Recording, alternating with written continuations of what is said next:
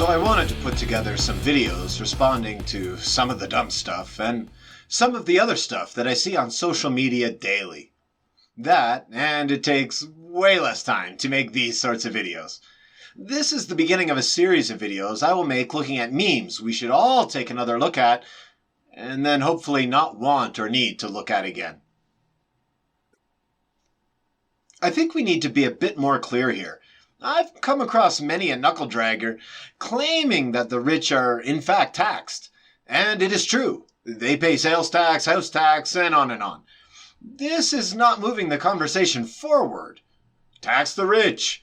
The rich do pay taxes. No, we need to tax them. But they do pay taxes.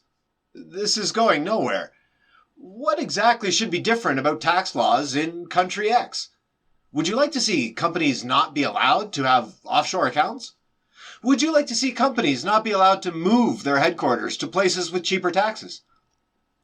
Would you like to adjust tax brackets for the wealthy? What precisely is your idea? Let's talk about it. Let's debate it and maybe improve the situation in a way that others can agree upon. Both Amazon and Facebook have grown tremendously over the past 12 years. They're among the larger corporations of the world now. It really isn't surprising that their astonishing growth has seen financial gains.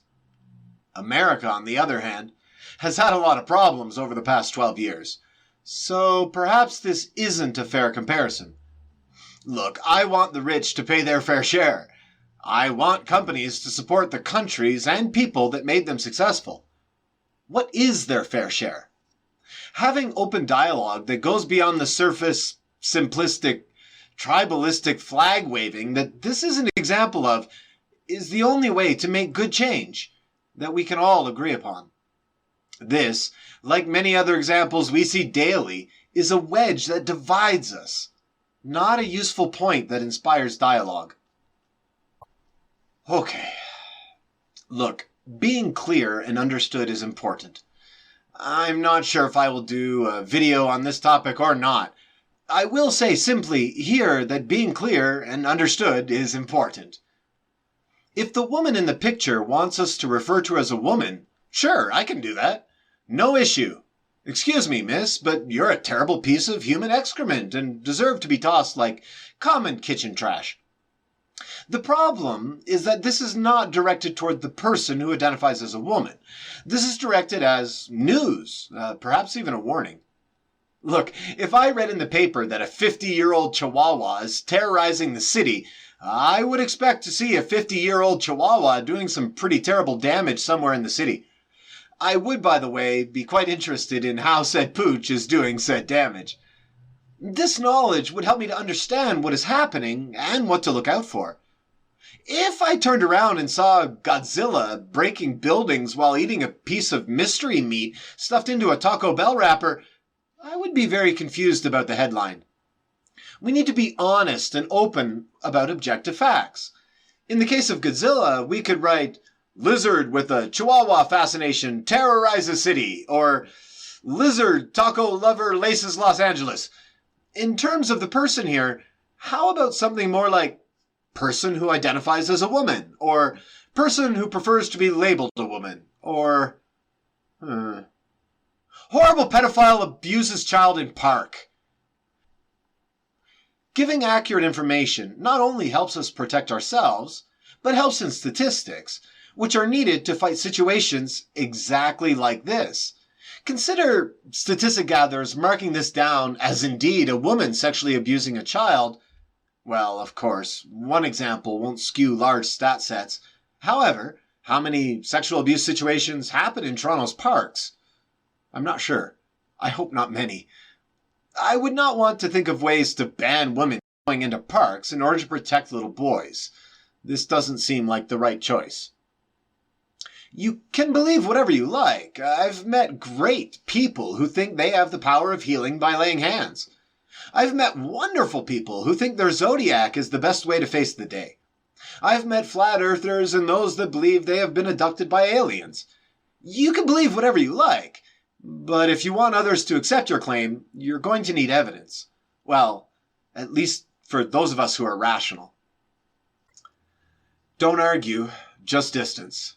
Yeah, well, I went through something that sounds very familiar to this. I would guess there are many reasons for people to start to feel this way and then follow this prescription. Let's talk about why this is bad.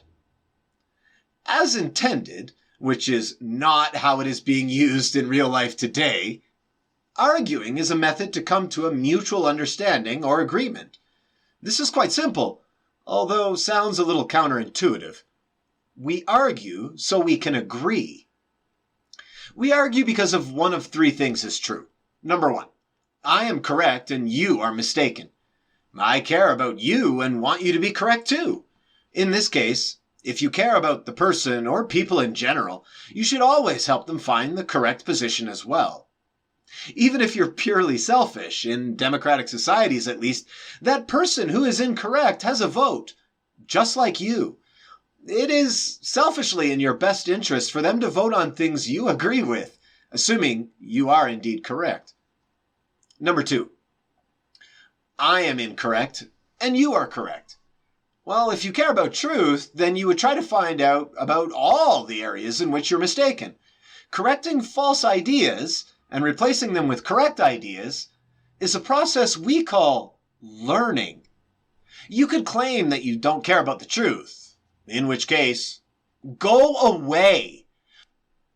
No one cares about what you have to say if you claim you don't care about the truth. But furthermore, stop looking both ways before you cross the street. Stop using cars, appliances, or any devices science has learned how to create for us, and on and on. We've created these understandings via a search for something you apparently say you don't care about. Number three, both you and I are incorrect. This is the same as two, really. Hopefully, we will notice both of our arguments and evidence to be weak, which may cause both of us to release some of our confidence and look for a more accurate position. As we can see, in any case, not arguing with others is counterproductive. Certainly you may stop arguing with others if that is your desire, but then why should we listen to your ideas? How have you tested them? Or we all should just believe you? That'd be great. Why doesn't everyone just believe me? Finally, distancing yourself is not really in our best interests either. People are social creatures. Ideas are contagious, and we all need your help to learn and grow. Come on back in, learn how to debate or argue, and teach us where we are wrong, as we will try to help you along as well. Can we be more unclear, please? Wow. This is one of those dumb little simplistic notions that people agree or disagree with without actually examining what is being said. Anatomy is a branch of science which studies the structure and internal workings of living things. Mathematics is the abstract science of number, quantity, and space. Mathematics isn't addition or subtraction. It just is. Well, this is correct, of course. Mathematics is not addition or subtraction. It is a discipline which includes these concepts, however. Back to anatomy. Yes, anatomy is not male or female, it just is.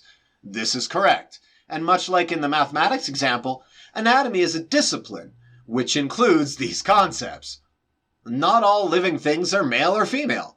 There are many living things for which this concept holds no meaning at all. However, if this juvenile understanding of anatomy is attempting to argue that the concept of male and female do not exist in anatomy, I would ask how we get more birds and bees. In fact, leave all the comments you like about birds and the bees down below. It gets a little lonely wearing a mask. If you are teaching kids about sexual education, and indeed procreation, and you are not mentioning the basic requirements for this process, you are doing a disservice to your students. As much as a disservice as I would be doing if I didn't use the words addition or subtraction when teaching mathematics. Finally, transphobia. Your labels are hurtful to your cause, and a very immature form of bullying. If you want to fight against people who are against those who want to live as they choose, point it out when it happens, or wherever you see it. I will be there supporting you. In this case, unfortunately, you're trying to use the label to apply to all those who disagree with your Crayola design concepts in order to make them look bad. I'm against your drivel. But I am for the rights of everyone to dress how they like, change their bodies how they like, be treated with respect, and do whatever they want in their own bedrooms, assuming consent. I am for differing opinions, outlooks, and ideas. Labeling people with pejoratives doesn't bring people to your cause. It pushes them away. This is how we support division and tribalism.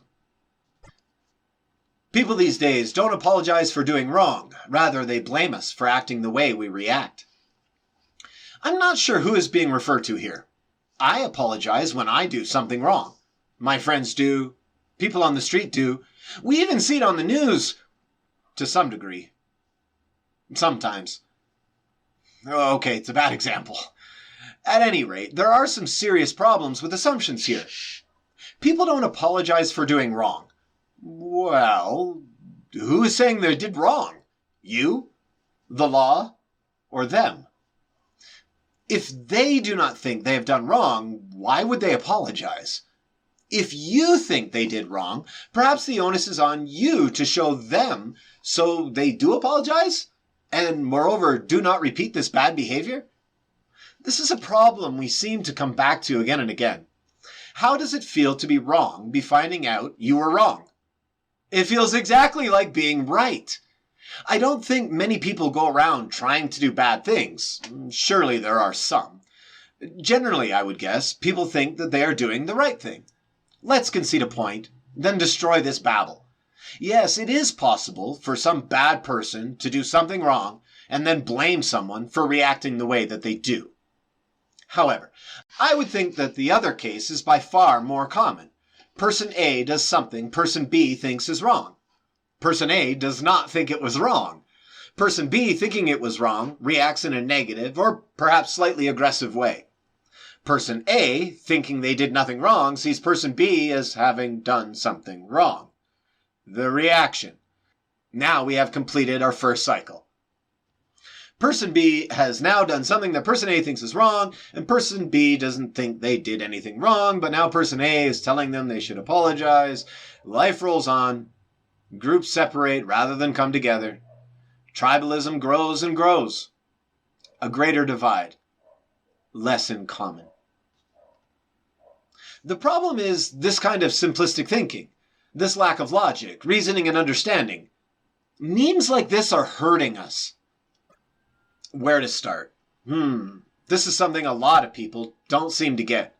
The notion of paying for another's crime is called substitutionary atonement, or vicarious atonement. A great many would argue, perhaps correctly, that this comes from the Bible. Jesus died for the sins of man. He died on the cross to atone for the sins of men, those at the time, and all those who would come after. Prior to this, animals were used as a sacrifice to atone for the sins of men. But this perfect sacrifice of Jesus would end the need for animals to be used as sacrifices, and indeed for people to be saved of their sins. As an aside, this is why some refer to Christianity as a blood cult. At any rate, consider this in a different context. My sister gets drunk, goes for a joyride, and gets in an accident where some child dies. She goes to court, and my father tells the judge that he loves his daughter very much and will go to jail and pay for her fine. If the judge were to agree to this, where is the justice? My sister, the criminal in this case, is free to go. My father, a complete innocent in this case, gets punished. The child's family doesn't get closure or a sense of fairness, as my sister may still be out killing others next weekend. The judge passes the punishment onto my father. Substitutionary atonement. We are responsible for what we do. We are not responsible for the actions of others, at least not those who are not under our care. Look, my mother's first husband hit her. She divorced and remarried. I, being of the same sex, nation, and race as her first husband, still have no responsibility in what he did to my mom prior to my birth. Neither do I have any responsibility for her divorce, despite me and my mother having genes and a great many other things in common. It is not fair to attribute to me the transgressions of another. I have enough transgressions of my own, thank you very much. This is not the same as taking care of my mom, though. I'm very interested in stopping violence against women, children, and everyone. Perhaps partially due to the violence my mother endured. I'm very interested in helping anyone that is going through these problems. Blaming Japanese people today, who had no control or involvement in the attacks of Pearl Harbor, for the attacks on Pearl Harbor, is the same as people born after 1970 taking credit for the moon landing. You didn't help. You weren't alive, and you don't get to claim glory for something that had nothing to do with you. This should be simple, yet the slow are, well, slow to learn. In case you miss the subtlety here, this also means that white people today are not responsible for what far too many white people in the past did, how they behaved, or the atrocities they committed. Not any more than Jackie Chan is responsible for being the first to farm rice, or people from the Middle East are responsible for the atrocities of Xerxes, or the Germans and French are responsible for music of Milli Vanilli. We can help the listeners of Milli Vanilli. And we should. But neither the French nor the Germans at large can be held responsible. This, yet again, seemingly always, is a perfect example of what is wrong with us. Simplistic ideologies and ideas which don't bother to look more deeply into claims because I am right. As usual, feeling that you're correct doesn't matter. You have to test your ideas. Being wrong feels correct until you learn you were mistaken. A bigoted opinion. Let's slow down and make sure we understand what this means. It seems like all too often we skip this part. Well, a bigot is a person who obstinately or unreasonably is attached to a belief, opinion, or faction, especially one who is prejudiced against or antagonistic towards a person or people on the basis of their membership of a particular group. Obstinate, stubbornly refusing to change one opinion or chosen course of action despite attempts to persuade one to do so. Unreasonable, not guided by or based on good sense. In the image, we can see that person A starts with a bigoted opinion. This is impossible. Person A starts with an opinion. We cannot know if it is bigoted or not until we can identify if it is obstinate or unreasonable first. This means we would have to investigate the reasons for their opinion and see if they're willing to be shown wrong. If they're not willing to be shown wrong, then they are bigoted. If one is not willing to entertain being wrong, then they are obstinately and unreasonably attached to their opinion. That's bigoted. Telling someone you think their claim is a claim in and of itself. What you're effectively saying is, I don't agree, and I don't like your claim. We can take the I don't like your claim right out because it holds no relevance in this conversation. Consider a flat earther telling you that they find a globe earth offensive, or a convicted murderer telling you that they don't like the idea of letting some people live. If we're looking for truth, any feelings are irrelevant to the conversation. My mom feels that abortion is a woman's right. My dad feels that it isn't. Feelings aren't going to help us here. Ever. So we're really left with, I don't agree. Great! Two people that don't agree. Perhaps they can come together and move towards truth? This is a straw man of the position, I would imagine. Person B did not try to silence person A. They merely disagreed. I'm not sure why person A would respond this way, but if one did, I would have to say they are very irrational. This is not difficult. One person makes a claim, another person disagrees. This is how things are supposed to work. I'm not taking away your freedom of speech. I'm using mine to call out your shitty opinions. No, this is not what is happening, and this is the problem. Person B here is not making an argument. They're only saying their opinion of person A's opinion. They think it's I would imagine that person A would disagree with person B's opinion as well, perhaps even going so far as to call it If all that person B is trying to say is that they disagree with person A, they're limiting A's freedom of speech by shouting it down rather than calling it out. I'll leave the definition of calling out here. Shutting down someone's speech would be applying a negative label or incorrectly attributing reasoning or ad hominem attacks, things like this. As we can see, calling out something means to challenge or publicly criticize. There's no challenge here, and there's no criticism here. This is an attempt to shut down speech and opinions. If you want to beat bad ideas, this is very simple. Use good ideas. Use better arguments. What you want is to be and have no one call you out on it. And here we have the potentially incorrectly attributing reasoning. Person B is assuming person A's reasoning. They have literally said that person A wants to be a bad person and wants to avoid punishment. First, what a terrible, hateful thing to assume about anyone. Secondly, I would guess people that want to be bad exist, and I suppose that the great majority of them would probably want to avoid punishment, but I'm of the opinion that most people think that they're good people and most strive to be better people. Thirdly, how is person B any different than person A in this example? Person A has an opinion that person B disagrees with, and vice versa. Person B does not ask any questions or try to understand person A, and vice versa. Person B dislikes the opinion of person A, and vice versa. Neither give any reasoning. Neither have called out the other. They have just disagreed. Now both walk away frustrated, upset, and further divided. This is not the way forward. Let's take a second and make this meme a little bit less, what's the right word? Harmful. Here's one of my opinions. Wow, I don't agree with that. Why do you believe that is true? Oh, well, here are some of my best reasons for believing that is true. Well, I've never thought of it that way, or maybe I don't think those are good reasons.